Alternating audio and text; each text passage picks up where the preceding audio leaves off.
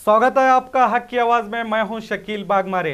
हमारी मुहिम के हर सर पर बैठे हेलमेट। इससे पहले भी हमने हेलमेट के फायदे और नुकसानात के बारे में आपको जानकारी दी थी और संचार पुलिस विभाग ने हेलमेट पहनाने में जो पहल की थी और उसके बाद प्रोग्राम ना करने और तयशुदा तारीख 17 जनवरी को हेलमेट लागू ना करने पर हमने आवाज भी उठाई थी।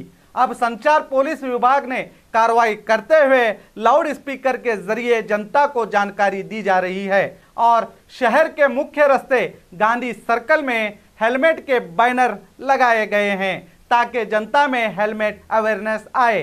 कुछ लोगों का कहना है कि हेलमेट की जरूरत नहीं है, मगर हम तो यही कहेंगे जिस चीज से आपकी जान बच सकती है तो उसके लिए ये आपका बी न्यूज नेशन आवाज उठाएगा जब तक कि आपके सर पर हेलमेट ना आए, क्योंकि सड़क हादसे में सबसे ज्यादा मरने वाले बिना हेलमेट के ही होते हैं। अपनी जिंदगी की अहमियत को समझें और हेलमेट का इस्तेमाल करें, क्योंकि आपके घर में आपकी माँ, आपकी बीवी, आपका बच्चा आपका इंतजार कर रहा है। जरा सोचिएगा जरूर।